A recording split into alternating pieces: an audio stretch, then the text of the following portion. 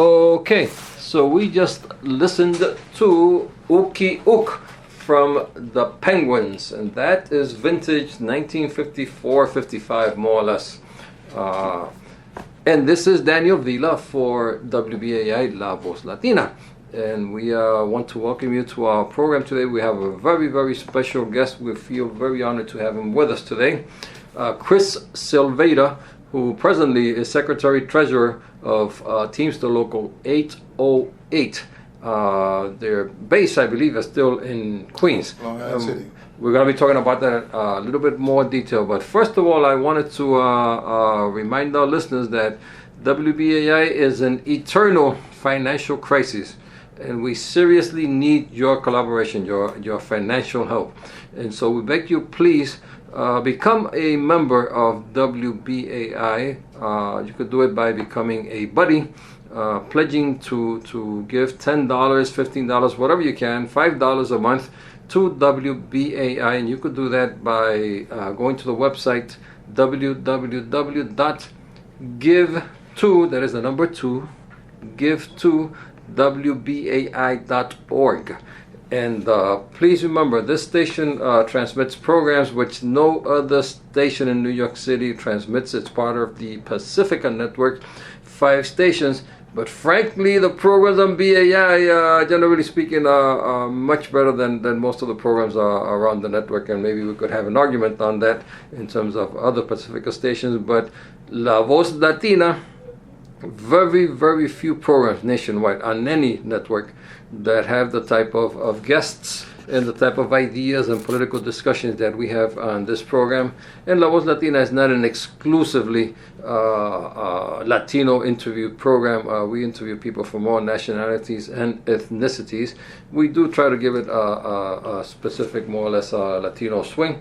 But in any case, we do live in the United States and in New York City, and that is why we are relevant to whatever is in the environment. And at this moment, we do have with us Chris Silvera, as I said at the beginning, who for us is a person that we have known for over 20 years, I believe 22 years, and has been a fighter for workers' rights throughout the city and actually nationwide. And Chris Silvera is now a candidate for president of the Teamsters nationwide. And so I'm going to ask Chris to please tell us more about your campaign, Chris, and give a welcome to our listeners, please. Hey, it was good to see you, Daniel. And I agree that people should support WBAI. WBAI gives you the type of alternative information that you need to have, which is different from the corporate capitalist radio stations that's really there trying to just sucker you into the system. WBI actually gives you independent information that allows you to think for yourself.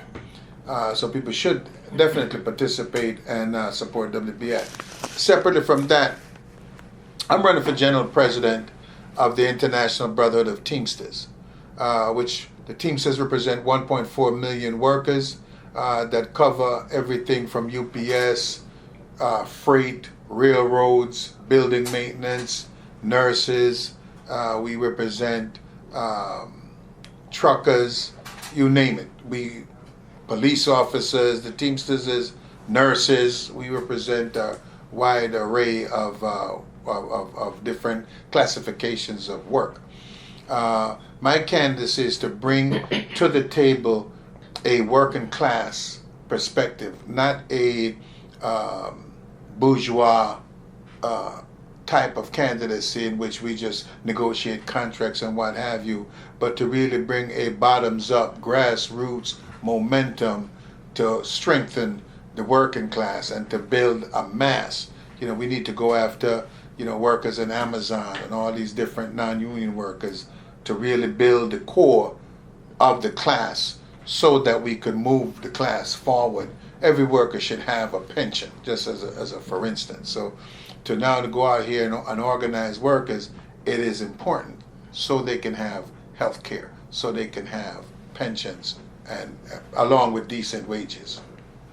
Chris, who is the present president of the union when will the elections take place, and more or less what format will they be? Is this going to be in-person voting? Is it going to be only by the ballot? Is it going to be by internet? A little bit about about that type of perspective. So currently, the general president is James P. Hoffa, and he has been the general president now for 20 years. Running for office are other candidates as well.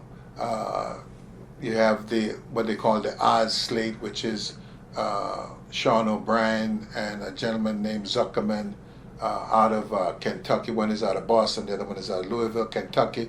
You have a gentleman by the name of Verma, who is running with a brother named Ron Herrera. They're on another slate. But from my perspective, they don't bring to the table in real terms. They don't have the track record in real terms of the type of relationships within the community, grassroots relationships that actually make other people feel uncomfortable sometimes. You understand what I'm saying? So Local 808 has had a history of that type of relationship in the streets, in the community. I mean, we have marched with the Latin Kings. I mean, we had a demonstration years ago with our late brother up in the Bronx, Ramon Jimenez. And we were actually demonstrating in front of the National Labor Relations Board, and we had the Latin Kings supporting this demonstration. And I should add also Sisapacari Cultural and Labor Center, which you've supported. Inti Raimi, which is an organization that I'm a member of also. Right. You've been president of our activities at the Union Square Park when we've held the Inti Raimi there also. Exactly. So we have to get into the new cultures in America. You know, we had the Irish, we had the Italians, we have had African Americans and so forth, but there are new immigrants, Ecuadorians, Colombians, Bolivians, you know, all these different new immigrants. I don't consider Cubans to be new immigrants, you know what I'm saying? Cuba's been here for hundreds of years. Mm-hmm. But we really have these new immigrants who have not been embraced by the labor movement. You know, sometimes we'll take their dues money, but we haven't embraced them from a cultural perspective so that they would bring to the table their own culture, their own understanding, which makes the labor movement become stronger and broader. You know what I'm saying? Because as you widen that understanding, because people bring from their home countries perspectives. May Day, right, and the value of having a celebration around the 8-hour day. So that's what we want to be a part of. It's a part of trying to change the dynamic of the union. So that our members, our listeners will have a better idea of what we're talking about when we're talking about the Teamsters Union nationwide. Could you give us an idea of perhaps how many members the union has, or where it's focused, or where most of its members are, what industries, for example, are unionized, etc.? Oh, wow. The Teamsters, 1.3, 1.4 million Teamsters. And we, locomotive engineers, the gentlemen that drive trains in America, the Brotherhood of Locomotive Engineers is affiliated with the Teamsters. The guys that fix the train tracks have affiliated with the Teamsters. Printing, they have affiliated with the Teamsters. If you see a guy at UPS, we represent pilots, we represent police officers, sheriff's department, we represent building maintenance workers. We have workers at the airport who maintain the bathrooms and maintain the building. We have workers in the public sector, New York City Housing Authority. So all the people that maintain the public housing complex here in New York City are Teamsters. Oh my God, I don't think there is a bakeries. I don't think there's a job classification. If you buy Bimbo Bakeries now owns almost all of the bakery products that you see. Pepsi Cola, Coca-Cola, Budweiser.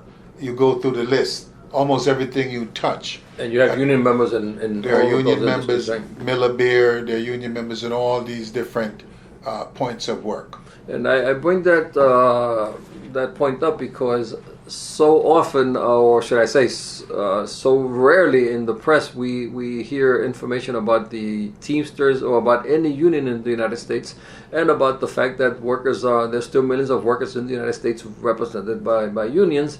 And the idea is obviously by the corporate media to make people feel that no, unions are a thing of the past, unions are irrelevant, and actually unions are corrupt.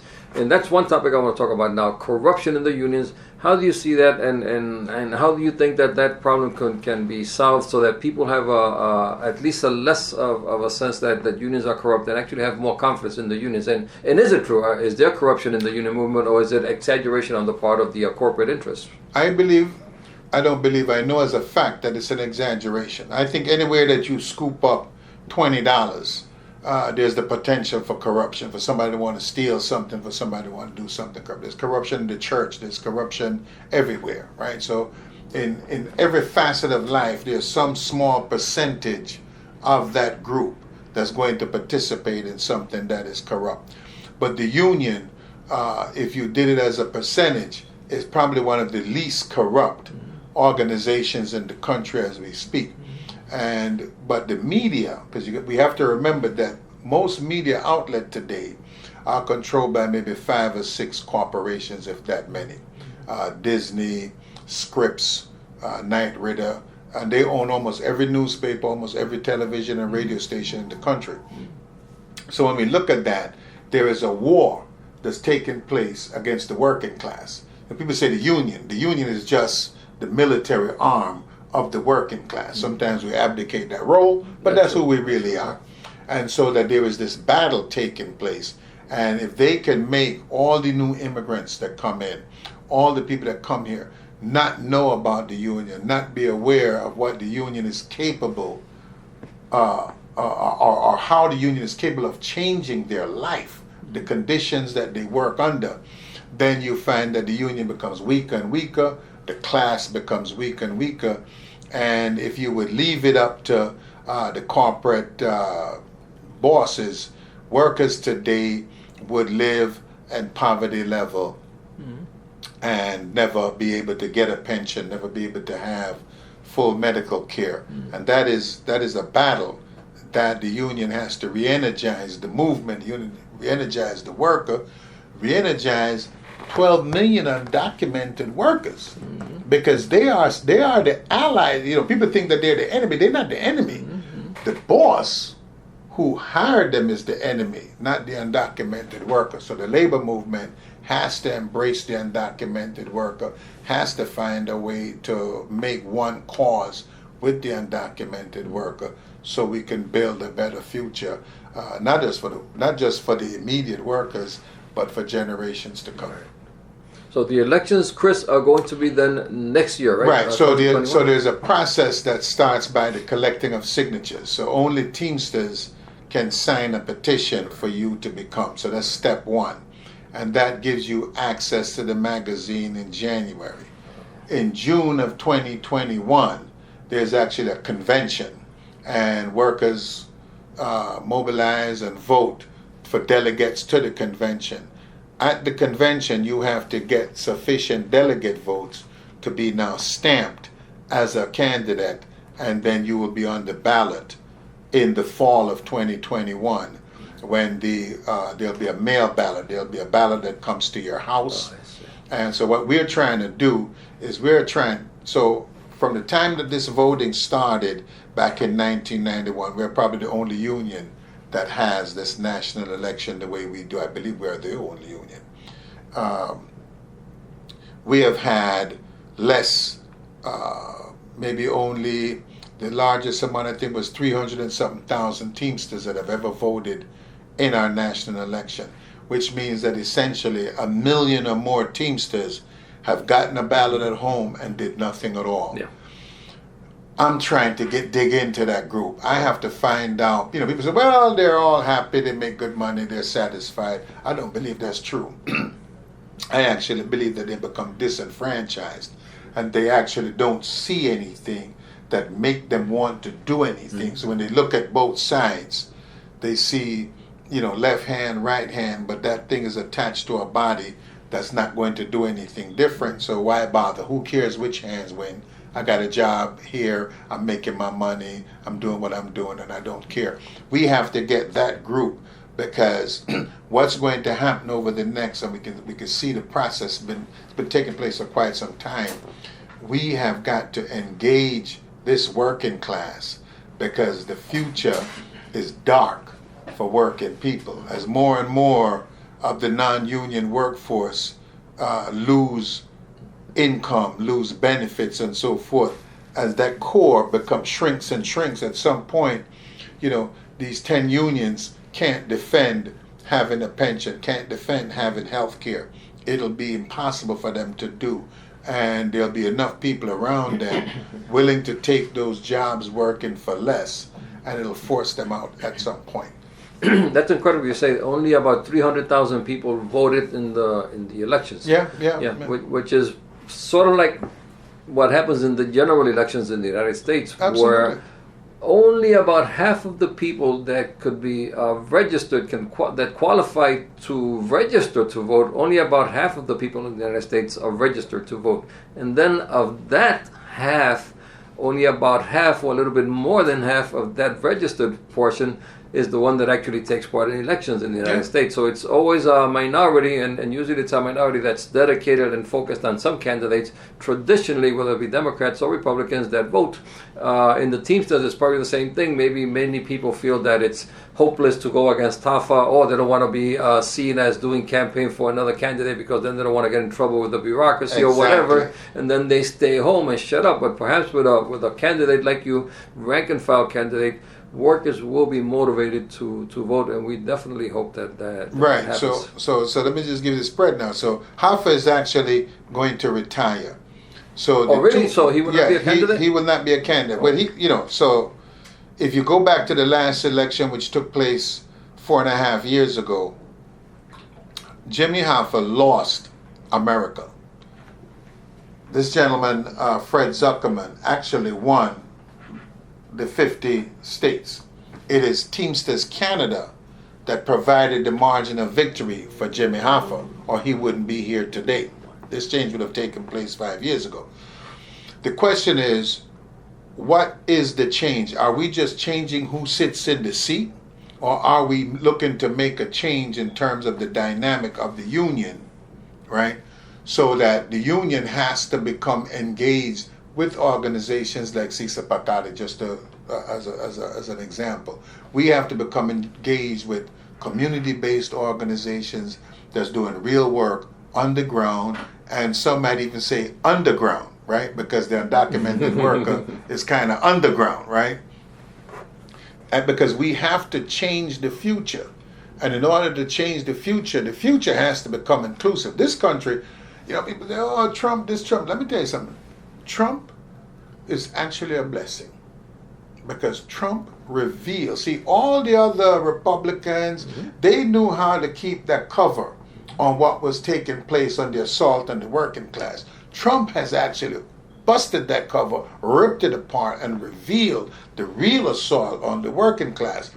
So now, how do we get these people to get up? If you are in a democratic environment, and the Teamsters is supposed to be a democratic environment, each member has a vote, each member can participate, right? If you feel afraid, then you have to stand up for this change, because you shouldn't be afraid in a democratic society, right? You can be afraid in a dictatorial society. You shouldn't be afraid in a democratic society to say, I support candidate A or I support candidate B. And so what we're actually articulating to workers is that when slates are put together, that slate has strengths and weaknesses, right? So on that slate are good union people doing real things. I could think of, I don't know how they end up on these slates, but I think of a guy like Tony Jones out of Ohio, right, who I think is a good union guy, right? He's on a slate, right? You look at another slate, the Verma slate, you have somebody like Bernadette Kelly, I just use one, Ron Herrera, who are probably good union people, with good backgrounds and good histories and what have you like that. So each slate has good candidates on there, weak candidates on there. So we have to go in as individual members, and instead of just marking this box X at the top, and everybody gets that vote, you got to go through and be selective, because you actually want the best team. So we got to look at this vote almost like you're going to draft day in the NFL, and you're looking for the best players to make your team. You see the point I'm saying? So we're telling people, do not vote slate. Vote individual candidates. What is their record? What have they been doing over time? What's the history of these people? Are they talking, or have you seen the track record of the work? Where were they on May 1st? Where were they when the immigrants' rights rally was being fought? You know what I'm saying? You could put out paperwork, but did you offer support? Did you participate? Or did you fear the racist element that's in the union movement? Did you fear them so that it paralyzed you from doing anything? And if you feared them, then you are also a part of the problem. Because that racist element that's in the union, that corrupt element that's in the union, has to be defeated.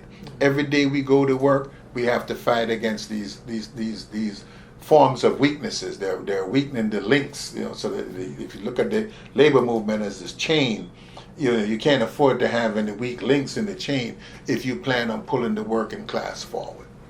And it's interesting you say, where were you on May 1st? Because actually you were a founding member of the May 1st coalition. We're not going to get into that right now, but for about a decade, you and Brenda Stokely and other labor leaders, and myself also, and Nellie Bailey and many other rank and file people, did take part in that coalition. Well, it was a thriving coalition which represented a lot of rank and file people, and Chris Silvera as a member, as the Secretary Treasurer of Teamster Local 808, indeed was not only a founding member of the May 1st coalition and was mobilizing hundreds of workers to the protests, to the marches, celebrating International Workers' Day, and meeting at most of those demonstrations did meet at congregate and marched from Union Square. Okay, so we are talking with Chris Silvera, who is presently Secretary Treasurer of Teamster Local 808 here in New York City, and he is running for president, national president of the Teamsters,